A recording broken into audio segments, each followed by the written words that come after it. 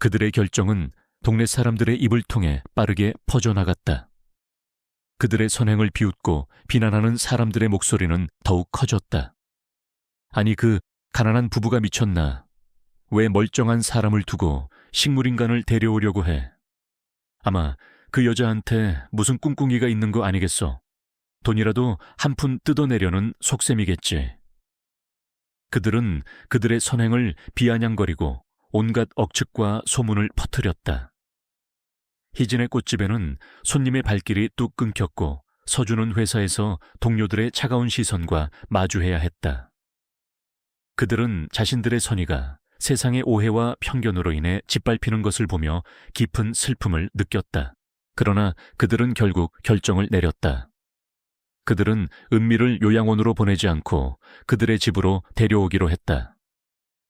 그들의 삶은 한순간에 뒤바뀌었다. 그들은 은미를 위해 낡은 자취방에 작은 침대를 마련해 주었고 그녀를 위해 매일같이 정성껏 음식을 만들었다. 그들은 자신들의 모든 것을 포기하고 은미를 위해 헌신했다. 희진은 매일 아침 은미의 손을 잡고 그녀의 이름이 새겨진 은색 팔찌를 쓰다듬으며 말을 걸었다. 은미 씨, 오늘도 좋은 아침이에요. 어서 일어나서 우리랑 같이 꽃구경 가요. 그녀의 따뜻한 목소리는 은미의 귀에 닿았고 그녀의 마음속 깊은 곳에 희미한 울림을 남겼다. 서주는 매일 저녁 은미를 위해 책을 읽어주었다. 그의 따뜻하고 낭랑한 목소리는 그녀의 귀에 맴돌았고 그녀의 차가운 마음을 조금씩 녹여주었다. 희진은 은미를 돌보면서 그녀의 작은 팔찌에 더욱 애착을 가지게 되었다. 그 팔찌는 은색으로 빛났지만 닳고 낡은 흔적이 역력했다. 팔찌의 안쪽에는 은미라는 이름이 새겨져 있었는데 그 글씨체는 섬세하고 정갈했다. 희진은 그 글씨체를 볼 때마다 은미의 과거에 대한 궁금증이 커졌다. 그녀는 은미가 어떤 삶을 살았을지, 왜 이런 비극적인 상황에 처하게 되었는지 알고 싶었다. 그녀는 은미의 팔찌를 조심스럽게 쓰다듬으며 그녀의 가족을 찾아주겠다고 속으로 다짐했다. 그녀는 그 팔찌가 은미의 삶을 다시 시작하게 해줄 유일한 단서라고 믿었다. 희진은 은미를 위해 매일같이 정성껏 죽을 끓여 먹였다. 은미는 여전히 의식이 없었지만 희진은 그녀가 맛있는 음식을 먹고 있다는 것을 느낄 수 있도록 온갖 정성을 다했다. 그녀는 은미의 입가에 묻은 죽을 조심스럽게 닦아주었고 그녀의 얼굴을 쓰다듬으며 사랑한다고 속삭였다. 그녀는 그 작은 행동 하나하나가 은미에게 힘이 될 것이라고 믿었다. 서주는 그런 희진의 모습을 보며 그녀의 따뜻하고 순수한 마음에 다시 한번 감동했다. 그는 자신의 아내를 사랑했지만 그녀의 깊은 사랑과 헌신에 더욱 깊은 존경심을 갖게 되었다. 그들은 은미를 돌보며 그들의 삶에 새로운 의미를 찾았다. 그들은 더 이상 아이를 가질 수 없다는 슬픔에 갇혀있지 않았다. 그들에게는 이제 은미라는 소중한 아이가 있었다. 그들은 은미를 위해 더 열심히 살아야 한다는 책임감을 느꼈다. 서주는 직장에서 더 열심히 일했고 희진은 꽃집을 다시 열기 위해 노력했다. 그들의 삶은 한순간에 뒤바뀌었지만 그들의 삶은 이제 더 이상 공허하지 않았다.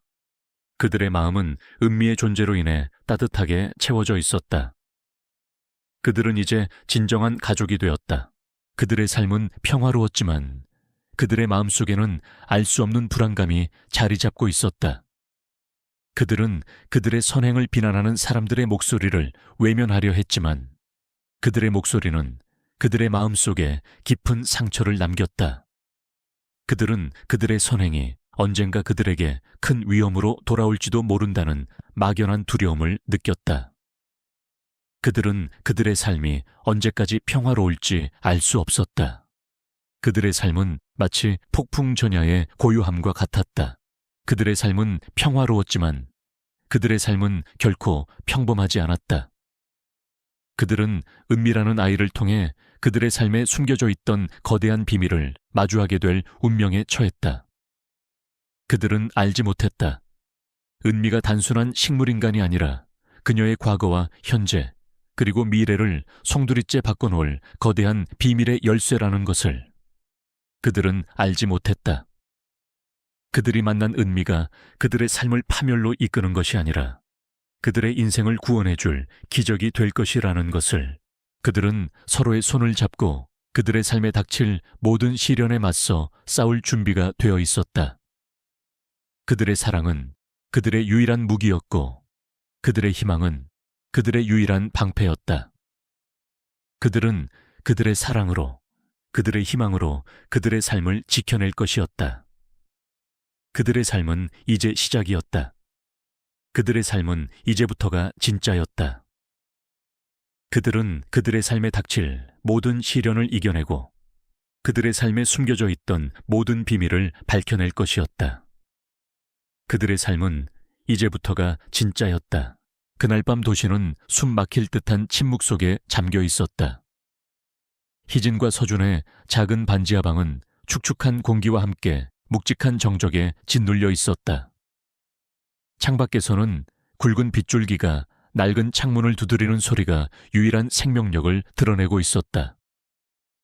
희진은 불안한 마음에 좀처럼 잠을 이루지 못했다. 서준은 옆에서 곤히 잠들어 있었지만 그의 얼굴에는 짙은 피로감이 역력했다. 희진은 그런 남편의 모습이 안쓰러워 이불을 살포시 덮어주고 조용히 침대에서 일어났다. 그녀는 무거운 발걸음으로 주방으로 향했다. 따뜻한 우유 한 잔을 마시면 잠이 올까 싶었지만 그녀의 마음속을 맴도는 알 수 없는 불안감은 쉽게 가라앉지 않았다. 그녀는 창밖을 내다보았다. 빗줄기는 굵어지고 바람은 거세게 불고 있었다. 그녀는 창밖으로 보이는 도시의 풍경을 보며 자신들의 미래에 대해 생각했다. 그들의 삶은 비록 힘들었지만 그녀는 서준과 함께라면 그 어떤 어려움도 이겨낼 수 있을 것이라고 믿었다. 그러나 그녀의 마음속에는 늘 깊은 슬픔이 자리 잡고 있었다. 아이를 가질 수 없다는 현실은 그들의 마음을 짓눌렀다. 그들은 서로를 사랑했지만 그들의 사랑만으로는 채울 수 없는 공허함이 그들 사이에 흐르고 있었다. 그녀는 결국 견디지 못하고 외투를 걸쳤다. 비바람이 거세게 몰아치는 밤이었지만 그녀는 강변으로 향했다. 그곳은 그들이 처음 만난 곳이자 서로의 마음을 확인한 소중한 장소였다. 그녀는 강가에 앉아 물끄러미 흐르는 강물을 바라보았다. 강물은 빗물과 뒤섞여 거세게 흐르고 있었다. 그녀의 마음속에 알 수 없는 슬픔과 공허함이 밀려왔다. 마치 무언가를 잃어버린 듯한, 그러나 무엇을 잃었는지 알지 못하는 감정이었다. 그녀는 그저 그 감정을 묵묵히 받아들이고 홀로 강변의 차가운 밤 공기를 마셨다. 그녀의 시선이 흐르는 강물에 머물러 있을 때 저 멀리서 희미한 빛이 그녀의 눈에 들어왔다. 누군가 강가에 쓰러져 있었다. 희진은 심장이 쿵 내려앉는 것을 느꼈다. 그녀는 망설임 없이 여자에게 다가가 무릎을 꿇었다. 여자의 몸은 차갑고 숨은 희미했다. 그녀는 그 여자의 얼굴을 본 순간 알 수 없는 깊은 슬픔을 느꼈다. 마치 그녀가 잃어버렸던 그 무언가를 찾은 듯한 느낌이었다. 하지만 그녀는 알지 못했다. 이 여자가 그녀의 인생을 송두리째 바꿔놓을 그녀의 가족이라는 것을. 희진은 곧장 서준에게 전화를 걸었다. 서준 씨, 큰일 났어요. 강변에 어떤 여자가 쓰러져 있어요. 빨리 와주세요. 그녀의 다급한 목소리에 서준은 한달음에 달려왔다. 그는 여자의 상태를 살피고 곧바로 119에 신고했다. 구급차가 도착했고 여자는 곧장 병원으로 이송되었다. 병원에서 의사는 그녀의 상태를 설명했다. 심한 영양실조와 외상으로 인해 혼수 상태에 빠지신 것 같습니다. 의식은 없지만 생명에는 지장이 없습니다. 하지만 언제 깨어나실지는 장담할 수 없습니다. 의사의 말을 듣고 희진과 서준은 충격에 휩싸였다. 그들은 여자가 혼수 상태, 즉 식물인간이라는 사실에 마음이 아팠다. 그들은 그녀의 보호자가 되어달라는 병원의 요청을 받고 고민에 빠졌다. 그들의 어려운 형편에 병원비와 생활비까지 감당하는 것은 불가능에 가까웠다. 서준은 밤새도록 잠을 이루지 못했다. 그는 며칠 동안 직장에도 나가지 못하고 깊은 고민에 빠졌다. 그들의 미래에 대한 희망이 점점 사라지는 것 같았다. 다음 날 희진과 서준은 여자의 병실을 찾아갔다. 그녀는 여전히 눈을 감은 채 미동도 없었다. 하지만 그녀의 얼굴은 어딘가 모르게 평온해 보였다. 그녀의 가여운 모습에 희진은 눈물을 흘렸다. 그녀는 여자의 손을 잡았다. 그녀의 손은 차가웠지만 희진은 그녀의 손에서 왠지 모르게 따뜻한 온기를 느꼈다. 그때 희진의 눈에 여자가 차고 있던 낡은 은색 팔찌가 들어왔다. 그 팔찌에는 이름이 새겨져 있었다. 은미. 그녀는 은미의 이름이 적힌 팔찌를 보며 그녀의 삶이 얼마나 고달팠을지 상상했다. 그들이 병원 로비로 내려왔을 때 한 중년의 형사가 그들에게 다가왔다. 두 분이 이 환자를 발견하셨다고요. 형사는 그들에게 이것저것 캐물었다. 환자의 신원을 파악하려 했지만 아무런 단서도 찾지 못했습니다. 두 분, 이 환자를 이송할 곳을 찾고 있습니다. 아무래도 요양원으로 보내야 할 것 같습니다. 형사의 말에 희진은 가슴이 아파왔다. 그녀는 은미를 요양원으로 보내는 것이 그녀를 다시 한번 세상에 버리는 것과 같다고 생각했다. 집으로 돌아온 서준은 희진에게 말했다. 희진아, 우리에게는 너무 큰 짐이야. 우리가 감당할 수 있을까? 그의 목소리에는 걱정과 동시에 희진을 향한 미안함이 담겨 있었다. 희진은 그런 그의 마음을 누구보다 잘 알았다.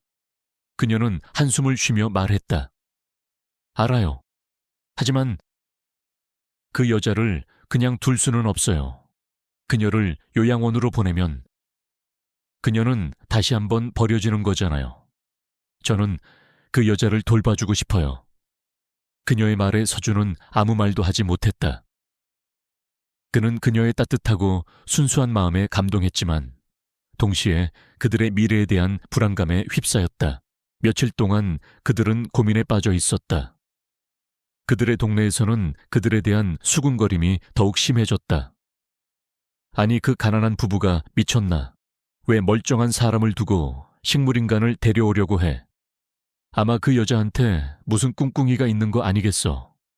그들은 그들의 선행을 비아냥거리고 온갖 억측과 소문을 퍼뜨렸다. 심지어 병원 관계자들까지 그들에게 차라리 요양원으로 보내는 것이 모두를 위해 좋은 일일 겁니다라고 설득했다. 그들은 자신들의 선의가 세상의 오해와 편견으로 인해 비난받는 것을 보며 깊은 슬픔을 느꼈다. 그러나 그들은 결국 결정을 내렸다. 그들은 은미를 요양원으로 보내지 않고 그들의 집으로 데려오기로 했다. 그들의 삶은 한순간에 뒤바뀌었다.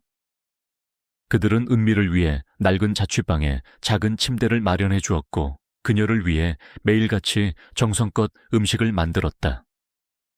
그들은 자신들의 모든 것을 포기하고 은미를 위해 헌신했다.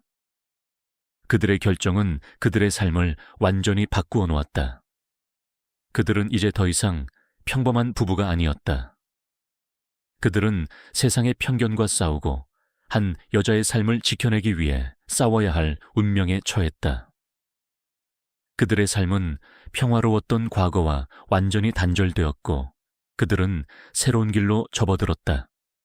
그들은 알지 못했다. 그들의 결정이 그들의 삶을 파멸로 이끄는 것이 아니라 그들의 인생을 구원해줄 기적이 될 것이라는 것을. 희진과 서준은 은미를 집으로 데려왔다. 그들의 좁고 낡은 자취방은 이제 은미의 존재로 인해 꽉 차 보였다. 희진은 은미를 위해 작은 방을 깨끗하게 정리했고 서준은 직접 나무를 깎아 침대를 만들어 주었다. 그들의 정성과 사랑은 은미의 차갑게 식었던 몸에 조금씩 온기를 불어넣었다. 그들은 은미를 돌보며 하루하루를 보냈다.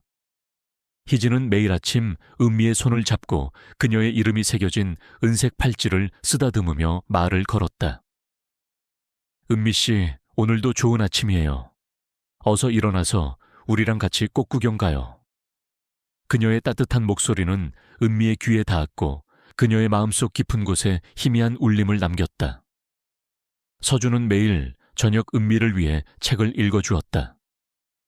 그의 따뜻하고 낭랑한 목소리는 그녀의 귀에 맴돌았고 그녀의 차가운 마음을 조금씩 녹여주었다.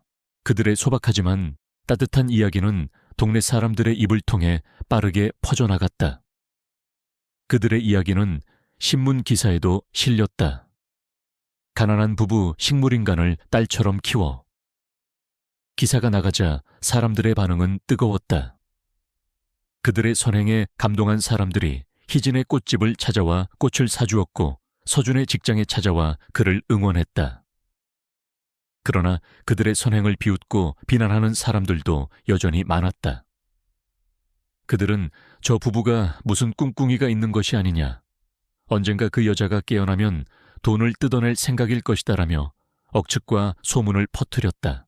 어느 날 희진과 서준이 은미의 방에서 동화책을 읽어주고 있을 때 낯선 남자가 그들의 집 문을 두드렸다.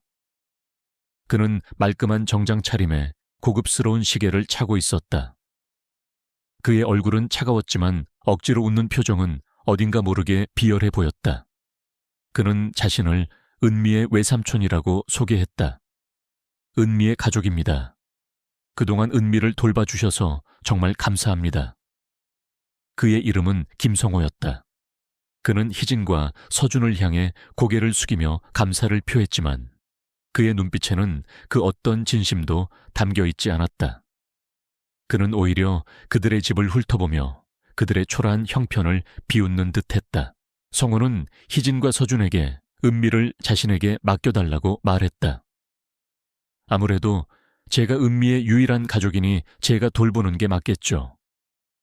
그리고 이런 좁고 더러운 곳에서 은미가 지내는 것을 보면 저희 은미가 얼마나 힘들어할지.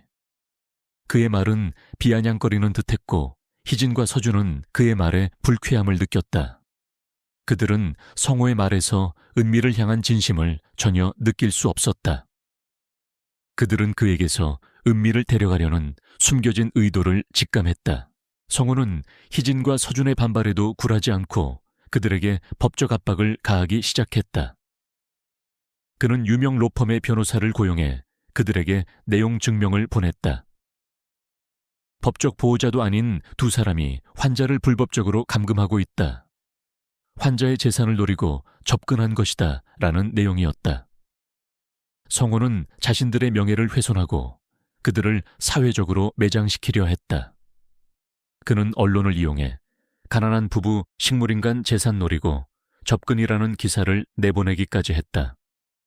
사람들은 그들의 선행을 의심하고 그들을 비난하기 시작했다.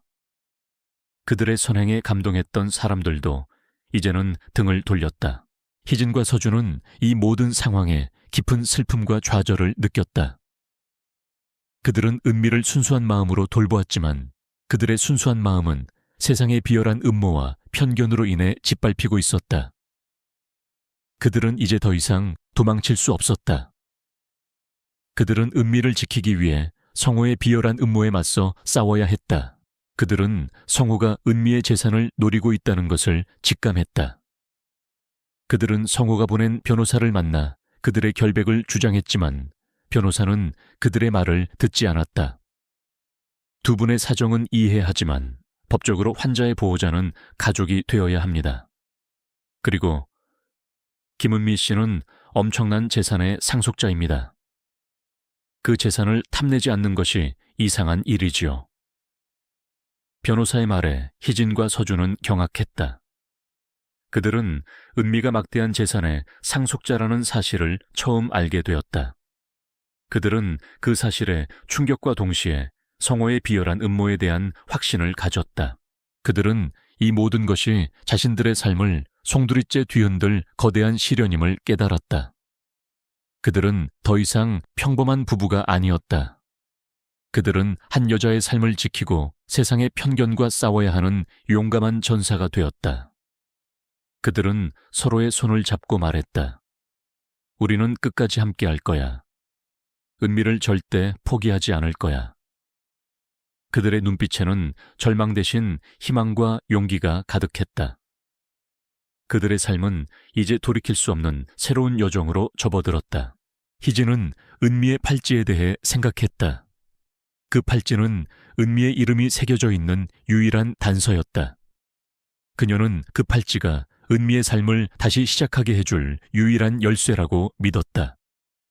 그녀는 그 팔찌를 조심스럽게 쓰다듬으며 은미의 가족을 찾아주겠다고 속으로 다짐했다. 그녀는 그 팔찌가 은미의 과거와 현재 그리고 미래를 연결해주는 중요한 단서라는 것을 직감했다. 그녀는 알지 못했다. 그 팔찌가 그녀의 인생을 송두리째 바꿔놓을 거대한 비밀의 열쇠라는 것을. 그녀는 알지 못했다. 그 팔찌가 그녀의 삶에 숨겨져 있던 모든 비밀을 밝혀낼 거대한 비밀의 열쇠라는 것을. 희진과 서준의 작은 반지하 방은 은미가 온 이후로 이전에 없던 따뜻한 생명력으로 가득 차 있었다. 비록 은미는 의식이 없었지만 그녀의 존재 자체만으로도 그들의 삶은 충만해졌다. 희진은 매일 아침 은미의 손을 잡고 그녀의 이름이 새겨진 낡은 은색 팔찌를 쓰다듬으며 마치 잠든 아이에게 이야기하듯 소근거렸다. 은미 씨, 오늘도 좋은 아침이에요. 창밖을 보세요. 오늘은 햇살이 정말 따뜻해요. 언젠가 은미 씨가 눈을 뜨면 우리 셋이 함께 저 햇살을 맞으며 산책해요. 그녀의 목소리는 은미의 귀에 닿았고 그녀의 마음속 깊은 곳에 희미한 울림을 남겼다. 서준 또한 퇴근 후 지친 몸을 이끌고 돌아와 은미의 옆에 앉아 책을 읽어주곤 했다. 그는 때로는 재미있는 동화책을, 때로는 시집을 읽어주며 그녀의 차가운 몸에 온기를 불어넣으려 애썼다. 그들의 헌신적인 사랑은 동네 주민들의 차가운 시선을 조금씩 녹여갔다. 처음에는 비난과 조롱의 대상이었던 그들의 이야기는 이제 기적이라는 이름으로 입에서 입으로 퍼져나갔다. 희진의 꽃집에는 다시 손님들의 발길이 이어졌고 서준은 회사에서 동료들의 따뜻한 격려를 받았다. 그들의 삶은 한 아이의 존재로 인해 새로운 희망을 찾았다. 그들은 더 이상 아이를 가질 수 없다는 슬픔에 갇혀있지 않았다. 그들에게는 이제 은미라는 소중한 아이가 있었다. 그러나 그들의 평화로운 일상은 오래가지 못했다. 어느 화창한 오후 희진이 은미의 방에서 동화책을 읽어주고 있을 때 낯선 남자가 그들의 집 문을 두드렸다. 희진은 인터폰으로 문 밖의 남자를 확인했다. 그는 말끔한 정장 차림에 값비싼 브랜드의 시계를 차고 있었다. 그의 얼굴은 차가웠고 억지로 웃는 표정은 어딘가 모르게 부자연스러웠다. 희진은 조심스럽게 문을 열었다. 혹시 김은미 씨를 돌봐주고 계신 분들이 맞으시죠? 남자의 목소리는 부드러웠지만 그 안에는 알 수 없는 차가움이 숨겨져 있었다. 그는 자신을 은미의 외삼촌인 김성호라고 소개했다. 우선 그동안 은미를 돌봐주셔서 정말 감사합니다. 저희가 정신이 없어서 연락이 늦었습니다. 그의 말은 정중했지만 그의 눈빛은 그들의 낡고 초라한 집안을 훑어보며 비웃는 듯했다. 그는 거실에 놓인 낡은 가구들과 벽에 걸린 서준의 땀 냄새가 밴 작업복을 보고 혐오스러운 표정을 감추지 못했다.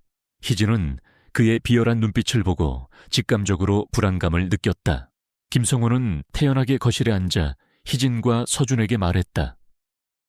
아무래도 제가 은미의 유일한 혈육이니 이제부터는 제가 은미를 돌보는 게 맞겠죠. 그리고 이런 좁고 낡은 곳에서 은미가 지내는 것을 보면 저희 조카가 얼마나 힘들어할지. 그의 말은 비아냥거리는 듯했고 희진은 그의 말에 불쾌함을 느꼈다.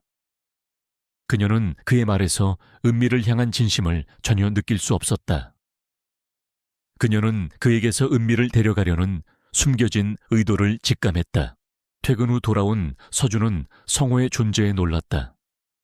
그는 성호의 차갑고 비열한 눈빛을 보고 이 남자가 단순히 은미의 가족이 아님을 직감했다. 저희는 은미를 저희 자식처럼 돌볼 겁니다. 저희가 은미를 발견한 이후로 가족처럼 지내왔고 저희에게는 이제 은미가 가족입니다. 서준은 굳은 목소리로 성호에게 말했다. 그러나 성호는 서준의 말에 코웃음을 쳤다. 가족이요, 두 분 같은 분들이 감히 저희 은미의 가족을 운운하다니요. 제 조카는 두 분이 상상도 못할 만큼 대단한 사람입니다. 그리고 은미를 돌보는 일은 두 분이 감당할 수 있는 일이 아닙니다. 성호는 희진과 서준의 반발에도 굴하지 않고 그들에게 법적 압박을 가하기 시작했다. 그는 유명 로펌의 변호사를 고용해 그들에게 내용 증명을 보냈다. 법적 보호자도 아닌 두 사람이 환자를 불법적으로 감금하고 있다. 환자의 재산을 노리고 접근한 것이다 라는 내용이었다. 성호는 자신들의 명예를 훼손하고 그들을 사회적으로 매장시키려 했다. 그는 언론을 이용해 가난한 부부 식물인간 재산 노리고 접근이라는 기사를 내보내기까지 했다. 사람들은 그들의 선행을 의심하고 그들을 비난하기 시작했다. 그들의 선행에 감동했던 사람들도 이제는 등을 돌렸다. 희진과 서준은 이 모든 상황에 깊은 슬픔과 좌절을 느꼈다. 그들은 은미를 순수한 마음으로 돌보았지만 그들의 순수한 마음은 세상의 비열한 음모와 편견으로 인해 짓밟히고 있었다. 그들은 이제 더 이상 도망칠 수 없었다. 그들은 은미를 지키기 위해 성호의 비열한 음모에 맞서 싸워야 했다. 그들은 성호가 은미의 재산을 노리고 있다는 것을 직감했다. 그들은 성호가 보낸 변호사를 만나 그들의 결백을 주장했지만 변호사는 그들의 말을 듣지 않았다. 변호사는 그들을 향해 차가운 미소를 지으며 말했다. 두 분의 사정은 이해합니다. 하지만 법적으로 환자의 보호자는 가족이 되어야 합니다. 그리고 김은미 씨는 엄청난 재산의 상속자입니다. 그 재산을 탐내지 않는 것이 이상한 일이지요. 변호사의 말에 희진과 서준은 경악했다. 그들은 은미가 막대한 재산의 상속자라는 사실을 처음 알게 되었다. 그들은 그 사실의 충격과 동시에 성호의 비열한 음모에 대한 확신을 가졌다. 변호사는 계속해서 말했다. 김은미 씨는 J그룹의 외동딸입니다. J그룹은 한국에서 가장 큰 기업 중 하나입니다. 그녀의 부모님은 2년 전 의문의 교통사고로 돌아가셨고 그녀는 혼수 상태에 빠져 모든 것을 상속받게 되었습니다. 그러나 성년 후견인 지정을 두고 법정 싸움이 벌어졌고 그녀의 모든 재산은 법원에 의해 동결되었습니다. 성호는 그녀의 유일한 혈육이므로 성년 후견인으로 지정될 가능성이 가장 높습니다. 변호사의 말은 그들의 머릿속을 복잡하게 만들었다. 그들은 자신들이 돕고 있는 아이가 상상조차 할 수 없는 거대한 부를 가진 상속자라는 사실에 혼란을 느꼈다.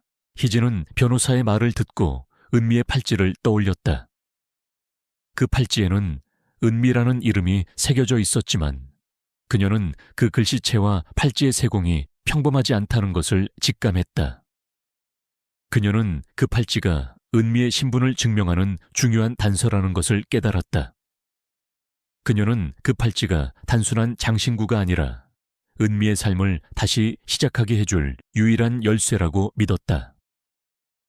그녀는 그 팔찌를 조심스럽게 쓰다듬으며 은미의 가족을 찾아주겠다고 속으로 다짐했다. 그들은 이 모든 것이 자신들의 삶을 송두리째 뒤흔들 거대한 시련임을 깨달았다. 그들은 더 이상 평범한 부부가 아니었다. 그들은 한 여자의 삶을 지키고 세상의 편견과 싸워야 하는 용감한 전사가 되었다. 그들은 서로의 손을 잡고 말했다. 우리는 끝까지 함께 할 거야. 은미를 절대 포기하지 않을 거야. 그들의 눈빛에는 절망 대신 희망과 용기가 가득했다. 그들의 삶은 이제 돌이킬 수 없는 새로운 여정으로 접어들었다. 그들은 이제 더 이상 평범한 부부가 아니었다. 그들은 한 여자의 삶을 지키고 세상의 편견과 싸워야 하는 용감한 전사가 되었다. 그들의 삶은 이제 돌이킬 수 없는 새로운 여정으로 접어들었다. 그들은 알지 못했다. 그들의 결정이 그들의 삶을 파멸로 이끄는 것이 아니라 그들의 인생을 구원해 줄 기적이 될 것이라는 것을. 김성호의 비열한 음모는 희진과 서준의 삶을 완전히 파괴했다. 그들은 언론의 악의적인 기사들과 주변 사람들의 차가운 시선 속에서 고통받아야 했다.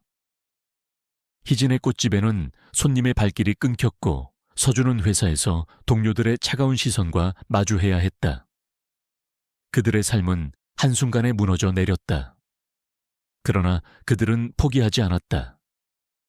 그들은 은미를 지키기 위해, 그들의 순수한 마음을 지키기 위해 모든 것을 걸고 싸우기로 결심했다. 그들은 젊고 정의감 넘치는 박민재 변호사와 함께 법원에 성호에 대한 소송을 제기했다. 그들의 법정 공방은 돈을 노린 가난한 부부 vs 억울한 가족이라는 구도로 언론에 보도되었다. 희진과 서준은 자신들의 결백을 주장했지만 세상은 그들의 말을 믿어주지 않았다. 그들은 마치 거대한 권력에 맞서 싸우는 미약한 존재처럼 고독한 싸움을 이어갔다. 재판이 시작되고 성호 측 변호사는 그들의 주장을 펼치기 시작했다. 이 가난한 부부는 김은미 씨가 막대한 재산을 상속받을 것이라는 사실을 알고 접근했습니다.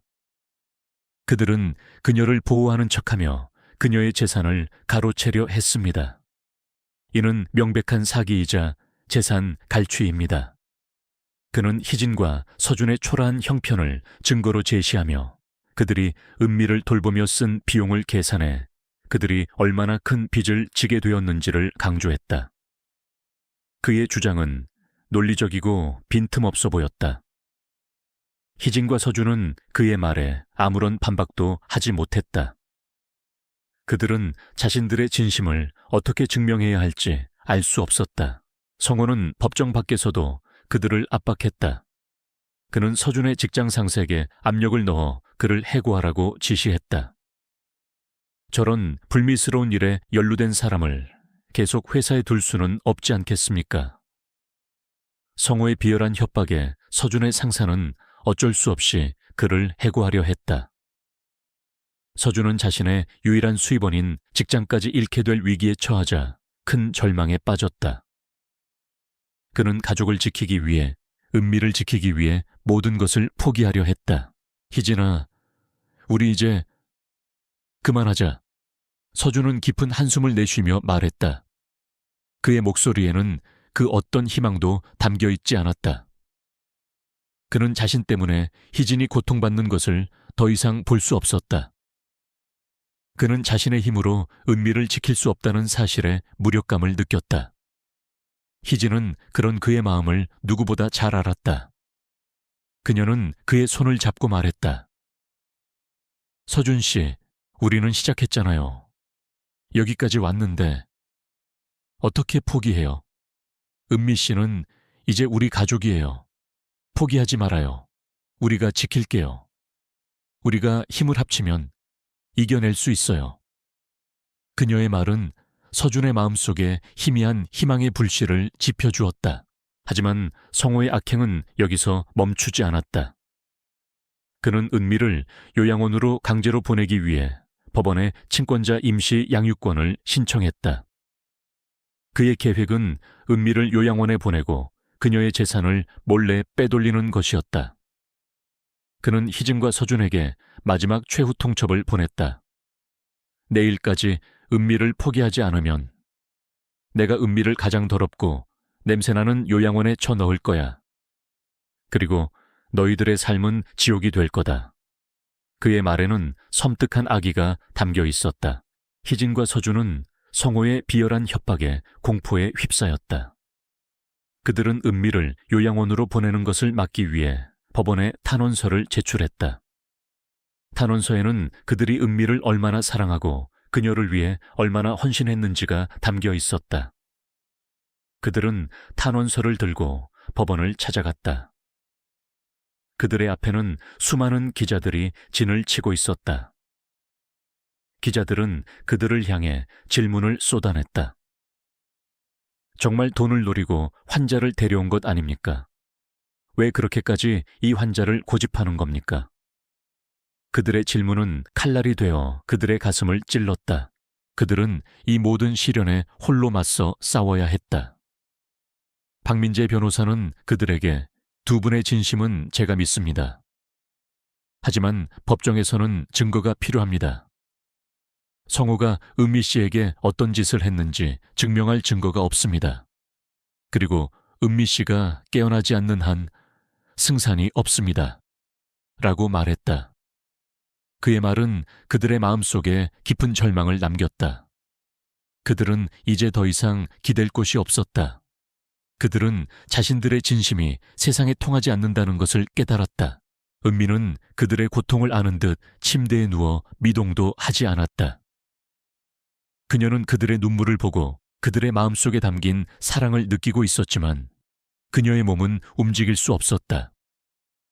그녀는 그들을 돕고 싶었지만 그녀의 마음은 몸을 움직일 수 없었다. 그녀는 그들의 고통을 지켜보며 마음속으로 그들에게 힘내라고 외쳤다. 그녀는 알지 못했다. 그녀의 마음속 외침이 그녀의 몸을 움직이게 할 기적이 될 것이라는 것을. 그녀의 마음속에는 희미한 빛이 깜빡이고 있었다. 그것은 그녀의 의식이 깨어날 조짐이었다. 그들은 은미를 위해 그들의 삶을 희생했지만 그들은 그들의 희생이 헛되지 않을 것이라고 믿었다. 그들은 그들의 사랑이, 그들의 희망이 결국에는 기적을 만들어낼 것이라고 믿었다. 그들은 서로의 손을 잡고 서로에게 의지하며 그들의 삶에 닥칠 모든 시련에 맞서 싸웠다. 그들의 사랑은 그들의 유일한 무기였고 그들의 희망은 그들의 유일한 방패였다. 그들은 그들의 사랑으로, 그들의 희망으로 그들의 삶을 지켜낼 것이었다. 법원의 최종 판결이 내려지기 전 희진과 서준은 마지막으로 은미를 위해 탄원서를 제출했다. 그들은 탄원서에 은미를 만난 후 그들의 삶이 어떻게 바뀌었는지, 그들이 은미를 얼마나 사랑하고 있는지 진심을 담아 적었다.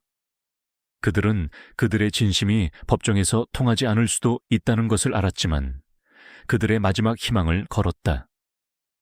그들은 그들의 사랑이, 그들의 희망이 결국에는 기적을 만들어낼 것이라고 믿었다. 재판정에서 판사가 최종 판결을 내리려 할 때 희진은 갑자기 자리에서 일어나 말했다. 재판장님, 저희는 돈을 노리고 은미를 데려온 것이 아닙니다. 저희는 저희의 진심을 보여드리기 위해 은미를 집으로 데려왔습니다. 저희는 은미를 저희 자식처럼 사랑합니다. 저희의 사랑은 이 세상 어떤 재산보다도 값진 것입니다. 그녀의 목소리는 떨렸지만 그 안에는 흔들림 없는 진심이 담겨 있었다. 그녀의 말에 방청객들은 숨을 죽였다. 성호는 희진의 말을 비웃으며 말했다. 무슨 헛소리를. 저들은 명백한 사기꾼입니다. 그의 외침은 법정의 엄숙한 분위기를 깼다. 그러나 희진은 성호의 말에 아랑곳하지 않고 계속해서 말했다. 재판장님, 저희는 은미를 포기하지 않을 겁니다. 저희는 은미의 곁에 끝까지 있을 겁니다. 저희의 사랑이, 저희의 희망이 결국에는 기적을 만들어낼 것이라고 믿습니다. 그녀의 눈에는 눈물이 고여 있었지만 그녀의 눈빛은 결코 흔들리지 않았다. 그녀의 눈빛에는 그녀의 진심이 담겨 있었다. 그 순간 기적처럼 은미가 누워있던 침대에서 작은 움직임이 포착되었다. 그녀의 손가락이 미세하게 움직이기 시작했다. 그리고 그녀의 눈꺼풀이 천천히 열렸다. 그녀는 희미하게 눈을 뜨고 희진과 서준을 바라보았다. 그녀의 눈빛은 비록 흐릿했지만 그 안에는 희미한 빛이 감돌고 있었다. 그녀는 어렵게 입을 열었다. 희진, 엄마, 서준, 아빠. 그녀의 목소리는 너무나 희미했지만 그들의 귀에는 그녀의 진심이 똑똑히 들렸다. 그녀의 말은 희진과 서준의 가슴을 뭉클하게 만들었다. 그들은 눈물을 흘리며 은미의 손을 잡았다.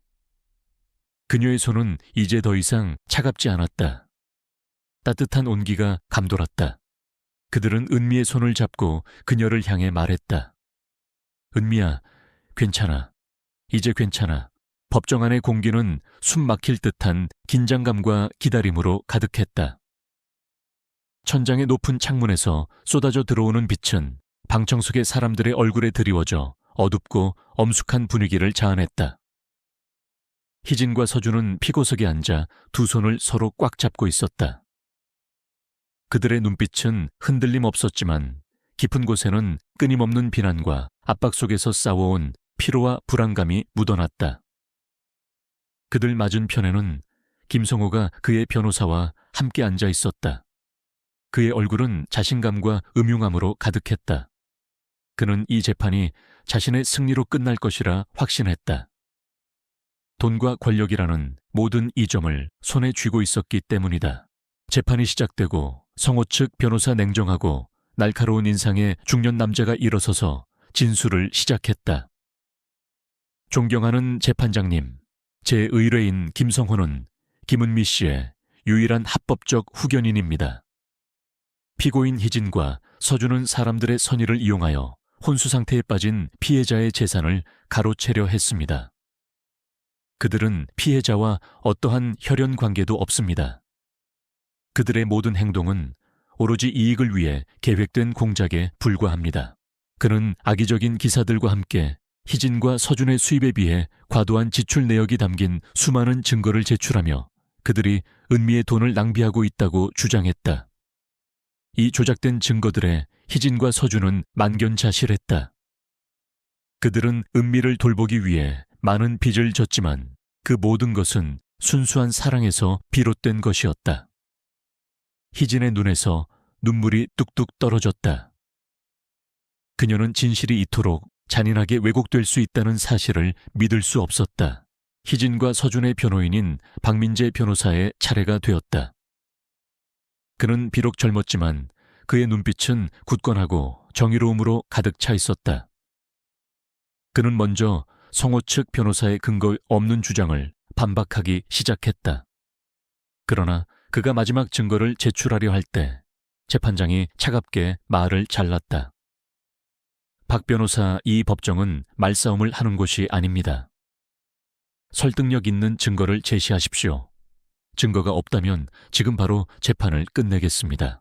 모든 문이 닫힌 듯한 절망감에 희진과 서준은 침묵했다. 바로 그때 박 변호사가 갑자기 낡고 해진 천으로 감싼 서류철 하나를 꺼냈다. 그는 단호한 목소리로 말했다. 재판장님, 지극히 중요한 증거를 제시하겠습니다. 이것은 김은미 씨가 혼수 상태에 빠지기 전까지 썼던 일기장입니다.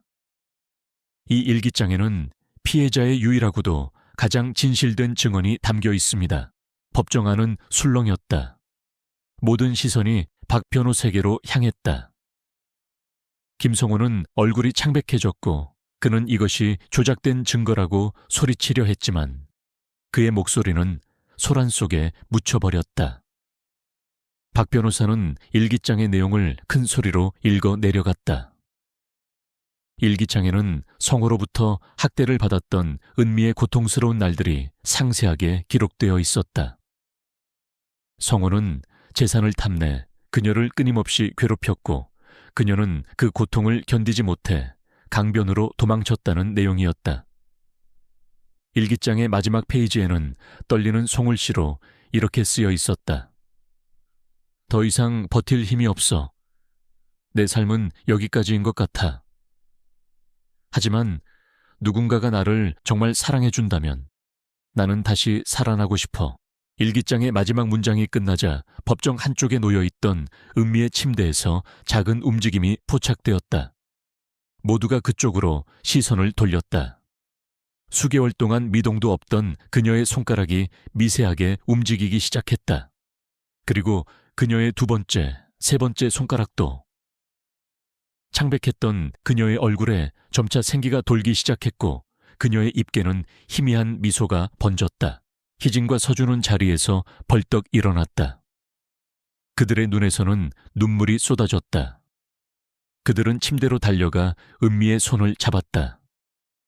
그들의 손에서 전해지는 따뜻한 온기가 은미에게 닿자 그녀는 천천히 눈을 떴다. 그녀의 눈빛은 아직 흐릿했지만 희진과 서준을 보자마자 한 줄기 빛이 피어올랐다. 그녀는 온 힘을 다해 입을 열었지만 겨우 희미한 소리만 흘러나왔다. 희진, 엄마, 서준 아빠. 이 신성한 단어들은 법정에 있는 모든 이의 심장을 울렸다.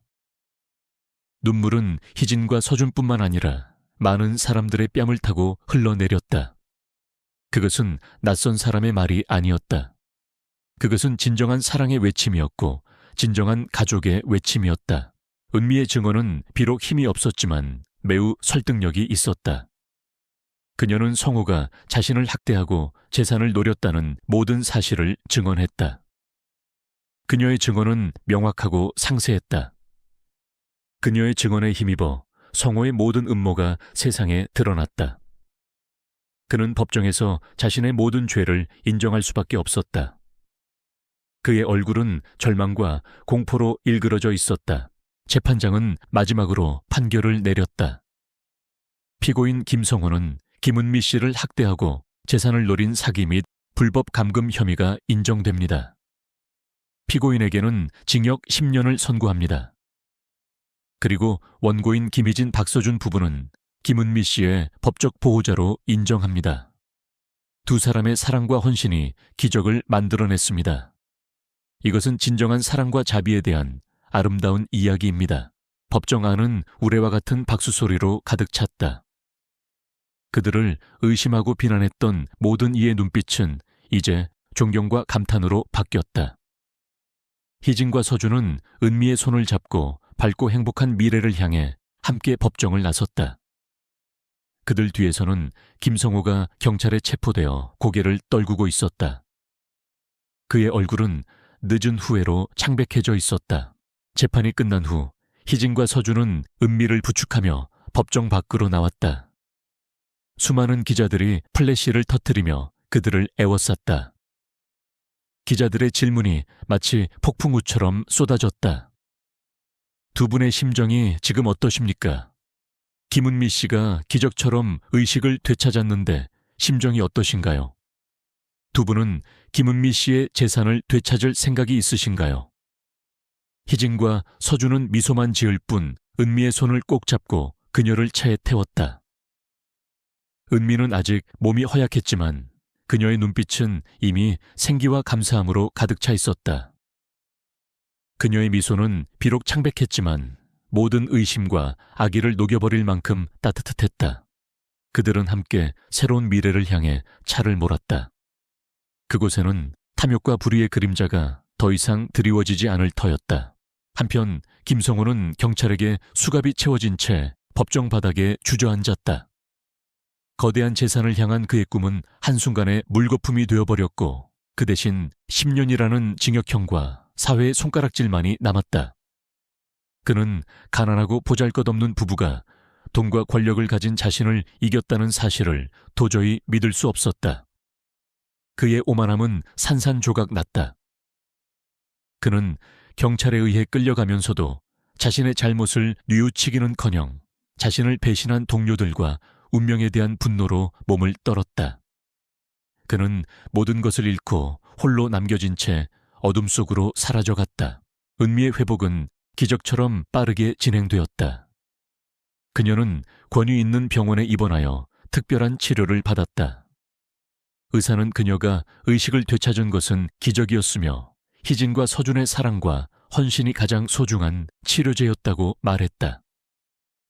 매일 희진은 은미를 위해 정성껏 맛있는 음식을 만들어 먹였고 끊임없이 그녀에게 말을 걸고 책을 읽어주며 즐거운 이야기를 들려주었다. 서준은 항상 그녀의 곁에 머물렀고 그녀가 첫걸음을 내디딜 때마다 그녀의 손을 잡고 격려해 주었다. 그들의 헌신적인 보살핌 덕분에 은미는 점차 건강을 되찾았다. 그녀는 더 이상 미동도 없는 식물인간이 아니었다. 그녀는 스스로 걷고 말하고 웃을 수 있게 되었다. 엄마, 희진 아빠, 서준이라고 부를 때마다 은미는 눈물을 흘렸다. 그것은 수년 동안 간절히 바라왔던 가족의 품에 안겼다는 기쁨의 눈물이었다. 그녀는 혼수 상태에 빠져 있을 때 희진의 속삭임과 서준의 책 읽는 소리를 들었던 것을 결코 잊지 않았다. 그들의 사랑은 그녀의 삶을 밝혀주는 등불이었고 그녀를 혼수 상태의 어둠에서 벗어나게 해준 힘이었다. 은미가 완전히 회복된 후 그녀는 희진과 서준을 변호사 사무실로 불렀다. 그녀는 그들에게 자신의 모든 막대한 재산을 넘겨주려 했다. 엄마, 아빠, 저의 모든 것은 이제 아빠와 엄마의 것입니다. 아빠, 엄마가 저를 살려주시고 가족이 되어주셨어요. 만약 두 분이 아니었다면 저는 이미 이 세상 사람이 아닐 거예요. 그녀는 북받치는 감정에 목이 메어 말을 잇지 못했다. 그러나 희진과 서준은 단호하게 거절했다. 은미야, 우리는 돈을 바라고 너를 돌본 것이 아니야. 우리가 너에게 바라는 것은 오직 하나, 네가 건강하고 행복하게 사는 것뿐이야. 서준이 은미의 손을 잡고 따뜻하게 말했다. 희진도 고개를 끄덕였다. 네 재산은 너의 것이야.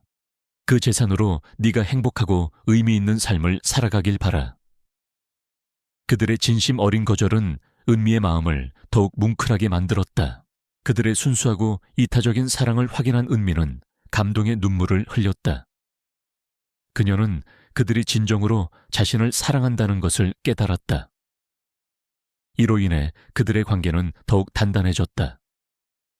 결국 은미는 희진의 제안에 따라 그들의 이름을 딴 사랑의 정원이라는 자선재단을 설립하기로 결정했다. 사랑의 정원. 재단은 은미처럼 갈 곳 없는 사람들을 돕고 가난한 아이들에게 교육의 기회를 제공하는 것을 목적으로 설립되었다. 희진은 재단의 이사장이 되었고 서준은 부이사장이 되어 그녀를 도왔다. 그들은 재단을 통해 자신들이 받았던 사랑을 세상에 돌려주었다. 그들은 재단의 막대한 자금으로 소외된 이웃을 위한 복지센터와 가난한 아이들을 위한 무료 학교, 그리고 치료비가 없어 고통받는 사람들을 위한 무료 병원을 설립했다. 그들의 이야기는 많은 사람들에게 영감을 주었다. 가난한 부부가 거대 재단의 이사장과 부이사장이 되어 세상을 바꾸는 모습은 악인의 탐욕이 선한 행동으로 변화하는 위대한 증거였다. 희진과 서준은 여전히 열심히 일했다. 희진은 재단을 관리하고 서준은 여전히 예전 회사에 다니며 존경받는 관리자가 되었다. 그들의 삶은 완전히 달라졌지만 은미와 서로에 대한 사랑은 변하지 않았다. 그들은 이제 더 큰 삶의 목표를 찾았다. 그것은 바로 자신들의 사랑과 행복을 세상의 더 많은 사람들과 나누는 것이었다. 어느 화창한 봄날, 오후 희진, 서준, 그리고 은미는 희진이 은미를 처음 발견했던 강변에 함께 앉아 있었다. 그들의 사랑의 힘으로 강변은 이제 사랑의 정원 재단이 조성한 아름다운 공원이 되어 있었다.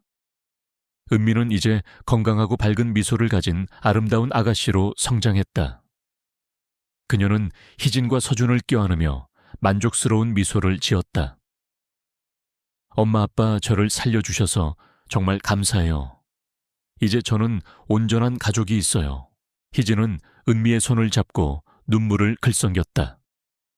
아니야, 은미야. 네가 우리에게 가장 소중한 선물이야. 네가 우리에게 사랑과 희생이 세상의 어떤 재산보다도 값진 것이라는 걸 가르쳐 주었단다. 서준은 미소 지으며 자신의 삶에서 가장 소중한 두 여자를 껴안았다. 강바람이 부드럽게 불어왔고 그들의 행복한 웃음소리가 강변에 울려 퍼졌다. 그들의 삶은 수많은 시련을 겪었지만 결국 평온하고 완전한 행복에 이르렀다. 그들의 삶은 진정한 사랑과 자비가 기적을 만들어낼 수 있다는 살아있는 증거였다. 몇 년의 시간이 흐른 뒤 희진과 서준 그리고 은미의 삶은 과거와는 완전히 달라져 있었다. 그들은 더 이상 반지하의 작은 자취방에 살지 않았다.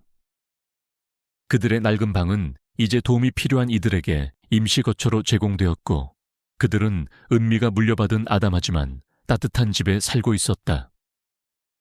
희진은 사랑의 정원 재단의 이사장으로서 바쁜 나날을 보냈지만 그녀의 얼굴에는 항상 평화로운 미소가 떠나지 않았다. 서준은 회사에서 승승장구하며 인정받는 관리자가 되었고, 퇴근 후에는 은미와 희진을 위해 맛있는 저녁을 준비하는 자상한 남편이자 아빠의 역할을 충실히 해냈다. 은미는 그들의 품에서 건강하고 밝은 아이로 성장했다. 그녀는 더 이상 혼수 상태에 빠져 있던 불쌍한 아이가 아니었다. 그녀는 희진의 따뜻함과 서준의 헌신적인 사랑 속에서 그녀의 내면에 잠재되어 있던 아름다움을 꽃피웠다. 그녀는 이제 사랑의 정원, 재단의 상징이자 희망의 아이콘이 되었다. 재단은 은미의 이름으로 운영되었지만 재단을 이끄는 것은 희진과 서준의 사랑과 희생이었다. 그들은 재단을 통해 그들이 받았던 사랑을 세상에 돌려주었다. 그들은 재단을 통해 가난한 아이들에게 교육의 기회를 제공하고 어려운 형편에 처한 사람들에게 따뜻한 보금자리를 마련해 주었다. 그들의 선행은 사회 전체에 긍정적인 영향을 미쳤고, 그들의 이야기는 많은 사람들에게 감동과 희망을 주었다. 그들은 이제 재산이나 명예보다는 사랑과 나눔의 가치를 아는 진정한 부자로 살아가고 있었다. 그들은 자신들의 삶이 돈으로 살 수 없는 행복과 의미로 가득 차 있다는 것을 알았다.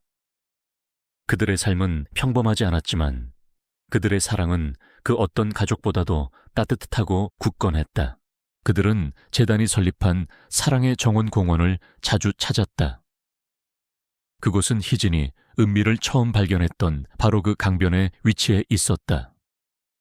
과거에는 어둡고 쓸쓸했던 강변은 이제 화사한 꽃들과 싱그러운 나무들로 가득한 아름다운 공원으로 탈바꿈했다.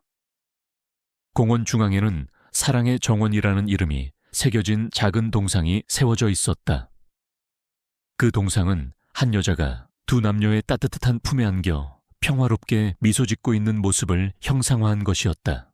그들의 이야기와 사랑을 영원히 기억하기 위해 만들어진 동상이었다. 어느 날 저녁 세 사람은 공원 벤치에 나란히 앉아 있었다. 붉게 물든 노을이 강물 위에 비치고 잔잔한 강바람이 그들의 얼굴을 스쳐 지나갔다. 은미는 희진의 어깨에 기대어 앉아 있었고, 서준은 그들의 손을 조심스럽게 잡았다. 엄마, 아빠, 저 때문에 정말 고생 많으셨죠. 은미의 말에 희진은 미소 지으며 말했다. 무슨 소리야. 너 덕분에 우리는 정말 소중한 것을 깨달았단다. 재산이나 명예보다 중요한 것이 사랑과 가족이라는 것을 말이야. 서준은 그녀의 말에 고개를 끄덕이며 말했다. 맞아. 너는 우리에게 가장 큰 선물이야. 우리는 너를 만나고 나서야 비로소 진정한 행복을 찾았단다.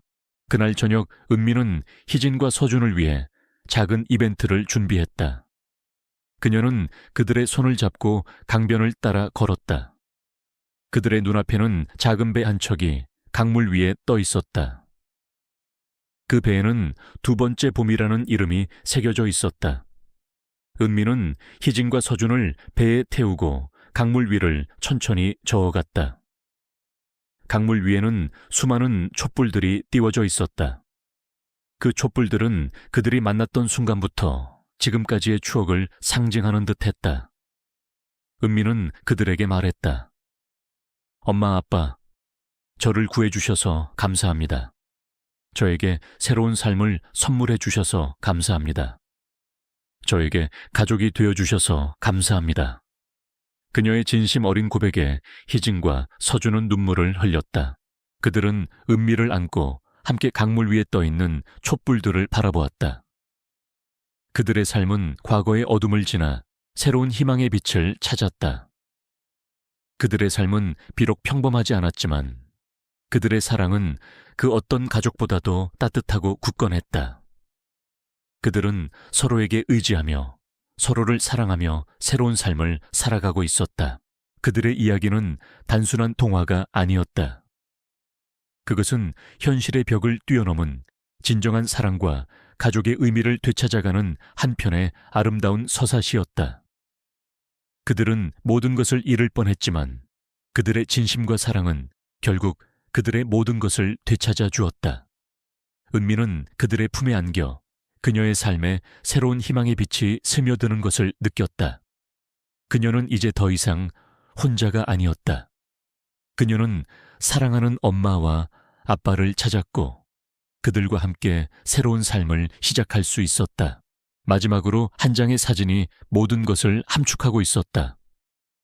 희진과 서준 그리고 은미가 강변에 앉아 밝게 웃고 있는 모습이었다.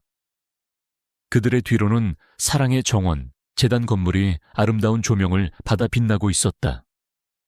그들의 모습은 차가웠던 겨울을 지나 따뜻한 봄을 맞이한 한 가족의 완전한 행복을 상징하는 듯했다. 그들은 서로에게 의지하며 서로를 사랑하며 새로운 삶을 살아가고 있었다. 그들의 이야기는 비극적인 시작에서 기적적인 사랑을 꽃피운 한편의 아름다운 동화로 영원히 기억될 것이다. 희진과 서준은 은미를 집으로 데려오기로 결정했다. 그 결정은 그들의 삶에 있어 가장 중대한 전환점이었다. 병원 관계자들은 그들의 결정에 회의적인 반응을 보였다. 두 분의 선한 마음은 이해하지만 환자 한 명을 돌보는 일은 생각보다 훨씬 힘든 일입니다. 더욱이 식물인간 상태의 환자는 지속적인 간호와 경제적 지원이 필요합니다. 두 분의 형편으로는 감당하기 힘드실 겁니다. 그들의 말은 현실적이었고 희진과 서준은 그들의 말이 틀리지 않다는 것을 잘 알고 있었다. 집으로 돌아온 서준은 밤새도록 잠을 이루지 못했다. 그는 낡은 천장만을 바라보며 깊은 고민에 빠졌다. 그는 은미를 돌보고 싶은 희진의 따뜻한 마음을 존중했지만 동시에 그들의 현실적인 문제를 외면할 수 없었다. 희진아, 우리가 과연 이 아이를 책임질 수 있을까? 병원비에, 생활비에. 우리가 지금도 이렇게 힘든데. 그의 목소리에는 희진을 향한 미안함과 동시에 그들 자신에 대한 무력감이 담겨 있었다. 희진은 그런 남편의 마음을 누구보다 잘 알았다. 그녀는 서준의 손을 잡고 말했다. 서준 씨, 우리는 시작했잖아요. 여기까지 왔는데. 어떻게 포기해요? 은미 씨는 이제 우리 가족이에요. 포기하지 말아요. 우리가 지킬게요. 우리가 힘을 합치면 이겨낼 수 있어요.